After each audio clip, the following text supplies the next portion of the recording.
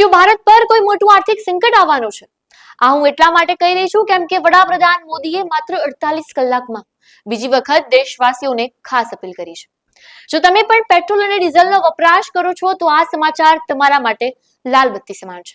અને આ સમાચાર માત્ર માહિતી નથી, પણ આવનારા આર્થિક તોફાન પહેલાની શાંતિ છે.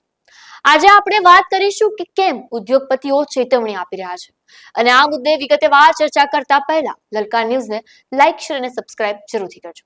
નમસ્કાર, લલકાર ન્યૂઝ સાથે હું રિયા રાવત.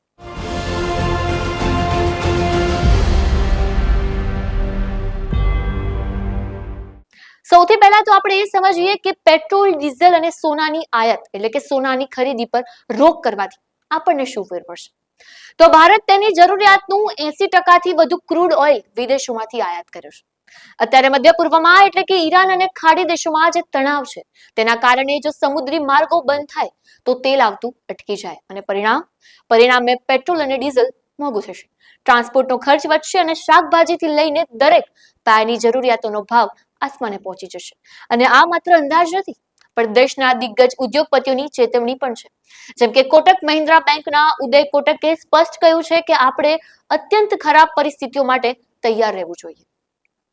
તો બીજી તરફ સુનિલ મિત્તલે પણ જણાવ્યું છે કે મધ્ય પૂર્વના સંકટને લીધે આખી દુનિયા આર્થિક મુશ્કેલીમાં છે અને ભારત તેનાથી બચી શકે તેમ નથી. જી હા મિત્રો, પરિસ્થિતિની ગંભીરતા જોઈ પીએમ મોદીએ બે મોટી અપીલ કરી છે, જેમાં સૌથી પહેલા છે ઈંધણ બચાવો અને બીજું છે સોનાની ખરીદી પર રોક. શું તમે જાણો છો કે ખાદ્ય તેલ પછી સોનું એ ભારતની સૌથી મોટી આયાત છે? જો આપણે એક વર્ષ સોનું ન ખરીદીએ તો જે અબજો ડોલર બચશે તેનો ઉપયોગ આપણે અત્યંત જરૂરી એવા મોંઘા ક્રૂડ ઓઇલ ખરીદવા માટે કરી શકીશું. અત્યારે આપણો રૂપિયો ડોલર સામે ઐતિહાસિક નીચલી સપાટીએ છે અને જો સોનાની આયાત ઘટે તો ડોલર બહાર જતો અટકશે અને રૂપિયો વધુ મજબૂત બનશે. સરકારે તો એટલે સુધી સલાહ આપી છે કે ખાઈ તેલનો વપરાશ પણ 10% જેટલો ઓછો કરો. તમને થશે કે સરકાર માત્ર આપણને સલાહ જ આપે છે, પણ નહીં, સરકાર પોતે પણ એક્શનમાં જોવા મળી રહી છે.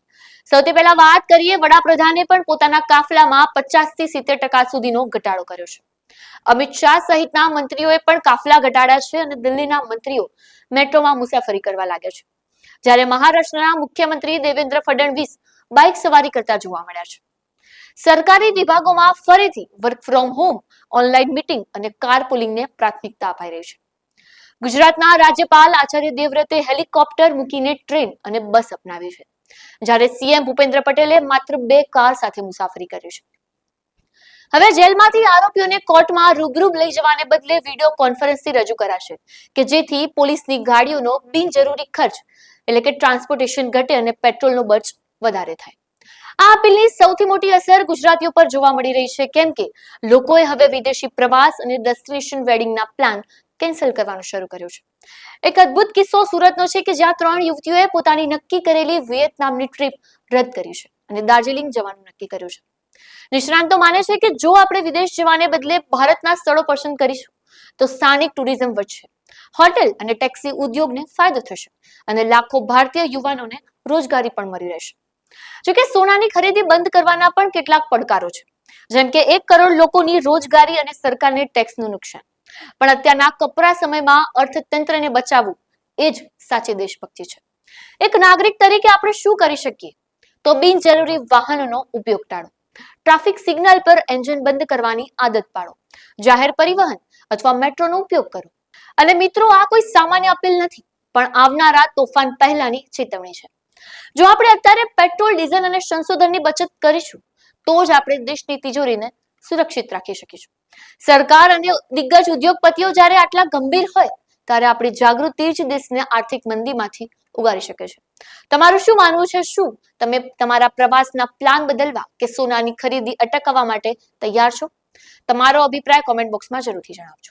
આપના પોતાના પ્લેટફોર્મ લલકારને લાઈક કરો, ફોલો કરો, સબસ્ક્રાઇબ કરો અને શેર કરો.